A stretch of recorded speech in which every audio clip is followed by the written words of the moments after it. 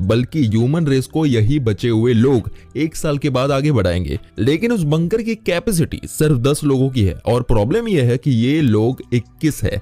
Obviously 21 लोग bunker में आ सकते हैं, लेकिन 1 साल तक इनफ रेशन और ऑक्सीजन ना होने की वजह से कुछ लोगों को खुद को सेक्रीफाइस करना होगा। ये पूरी एक्सरसाइज एक इमेजिनेशन के अंदर होगी। सभी क्लासरूम में होंगे, लेकिन उसके सीन्स उनके माइंड में चलेंगे।